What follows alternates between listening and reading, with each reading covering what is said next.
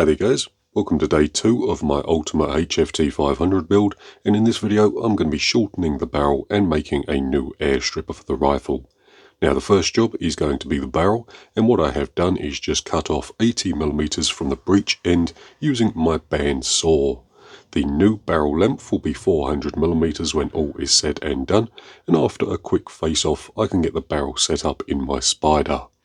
Now, I have covered this device many times on the channel already, but as a quick recap, this tool here allows me to control bore concentricity over 2 points. This allows me to align the bore of the barrel with the lathe, and this is important as there is no guarantee that barrel OD and the bore are running perfectly concentric with one another. I want to cut the lead referencing the bore rather than the OD, and the Spider allows me to do that. Now that all sounds way more complicated than it actually is, but hopefully that makes sense. Moving on to the barrel, and here I am just cutting the transfer port area directly into the barrel. So I'm using a micro boring bar, and what I'm doing here is opening out the end of the barrel to around 4.85mm, and at the same time I'm creating the lead. So the lead is a tapered start to the rifling so that the pellet is fed into the rifling gently rather than being forced up against a hard step. So the barrel is opened out first using the longitudinal feed of the lathe, then the lead is created using the cross slide, which is set at a 5-degree angle. I have experimented with a few different angles in the past, all the way from 1 degree to 10 degrees, and I have found 5 to be a happy medium. It's quite short, so you don't have to worry about the pellet not being seated fully in the rifling, but it's gentle enough so that the pellet is fed in nicely. Here is just a barrel I cut in half so you can see what's going on. The rifling is cut at a nice shallow angle. The finish on this piece is a little rough, but it was done super quickly just for a little demonstration. And then here's just a shot of the operation in action. The carriage is fed in using power feed, then once the depth is hit, the feed is stopped and the cross slide is fed in. The hardest part of this whole operation is setting up the boring bar so that when you feed it in, it clears the rifling but does not hit the other side, marking the inside of the barrel.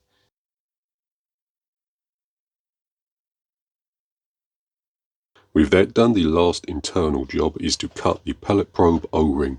This was done using a micro grooving tool. The OD of the groove should be 7.5mm and 1.6mm wide.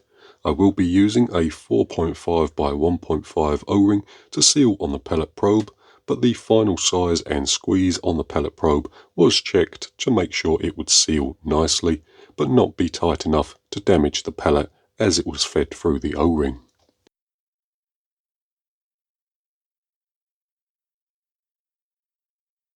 The ID was finished off with just a quick chamfer, then the OD was turned down to 13mm for a nice tight fit within the block.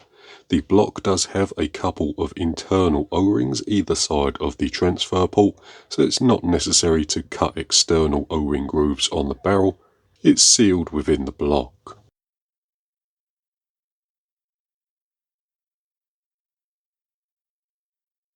To finish the barrel off, it was moved over to the mill, and then the transfer port was drilled out to 3mm using a spot drill, then a 2mm drill, finally stepping it out to 3mm.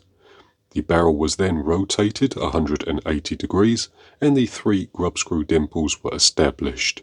Again, this was done first with a spotting drill, then a 2mm drill was used just to create a little relief in the bottom of the hole, as the grub screws used to secure the barrel to the block are pointed. With that done, we can move our attention over to the air stripper. So this will be a device that secures onto the end of the barrel and removes waste or turbulent air from behind the pellet. So this is going to replace the original one, as that one is not adjustable, it's fixed, and it also didn't line up particularly well with the barrel. So our new one will be adjustable, and I'll make sure it lines up perfectly with our barrel.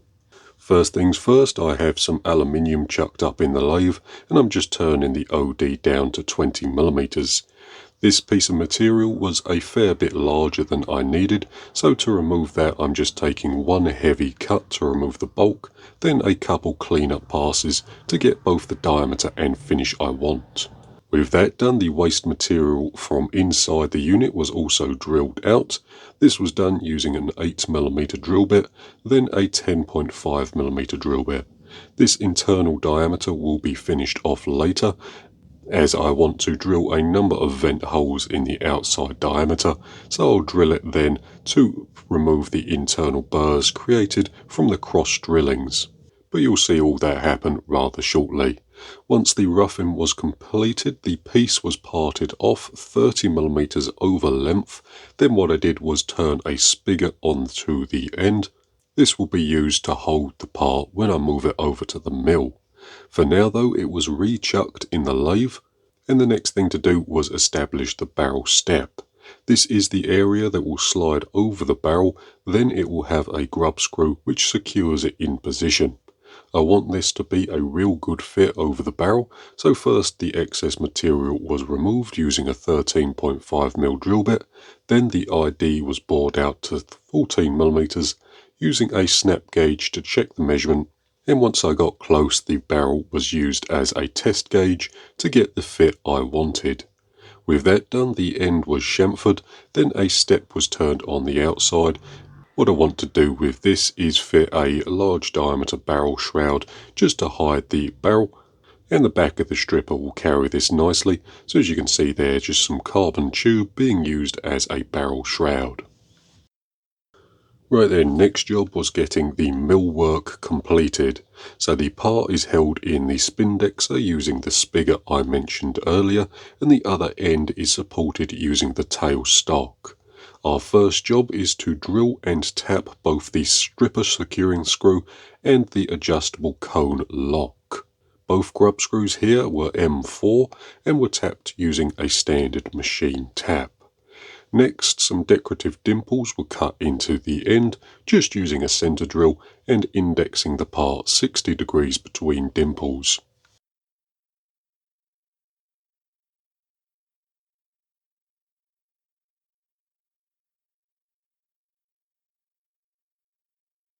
Up next are the vent holes. So these were established in a spiral pattern, 6 holes in each row, then 6 rows in total. The holes themselves are 6mm in diameter and spaced, you guessed it, 7mm apart. Each row is indexed 10 degrees off from one another, and the finished effect looks quite nice. Does make the part look fairly interesting, and what I did once all holes were drilled was just use a countersink to clean each of the outside edges up. I would have liked to do a milled pattern, but using a manual machine that makes things quite difficult. I could have set the machine vise off at an angle to create sort of a perceived spiral, but that never looks as good as a true spiral. So the holes were a bit of a compromise, but I'm quite happy with how it turned out. The last job on the milling machine is to mill the slot in the end, and this will allow me to see the position of the air stripper cone. This was done on both sides, 90 degrees to the previously drilled and tapped holes. First, the excess material was chain drilled out just using a 3mm drill, then the rest of the material was removed using a 4mm end mill, taking a cut along either side to clean up the walls. Then finally the slot was finished off with a little chamfer mill. With that all done, we can move the part back over to the lathe and get things finished off. First job over at the lathe is to clean up the inside and remove the burrs from drilling the external cross holes. This was done using an 11mm drill bit, then the part was removed from its spigot using a part-off tool. And here's just a quick look at it so far. Almost done now. The last thing we have to do is finish off the end.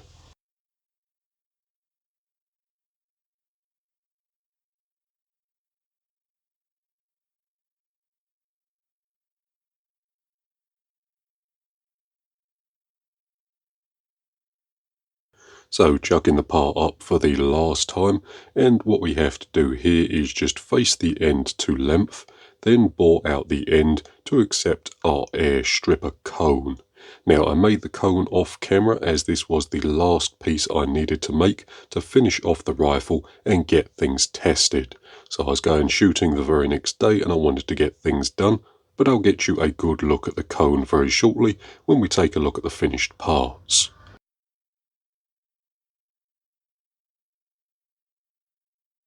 For now though, our last job was to machine the block to accept the carbon fibre tube. To do that I took the barrel offcut, chucked it up in the lathe, then secured the block to the barrel and turned an 18mm step in the conical piece on the end of the block. Fairly simple to do, and this just acts as a nice support for the carbon fibre tube, and it also makes the block look a little more finished. But there we have it, so we'll go back over to the bench and I'll get you a look at the components. Right then, and here's just a quick look at the finished parts. I'm not going to be putting things together in this video. For that you'll have to wait till the last video. For now though, I went ahead and got the stripper anodized in silver. Then what I went ahead and done is just turned these location marks on the outside so I have something to reference my stripper cone to. So as you can see, the stripper cone has a groove in that end, and if I push that into the housing, you can see that we can line it up with any one of the locating marks when we get it where we need it. It does have a fair amount of adjustment range, so in its fully back position, around about there, it is in line with the front of the barrel. As it moves out to the front here, it can travel about 15mm away from the front of the barrel, so I do have a fair amount of adjustment with the stripper cone itself. It's obviously going to take me a bit of time to figure out the best position for the air stripper, but that's half of the fun. For now though, that's pretty much going to do it for this particular video, so thank you very much for watching. In our next video we'll be tackling all the action parts, so I'll be making a new hammer, new valve and a couple other bits and pieces. For now though guys, thanks for watching, I'll see you in the next one.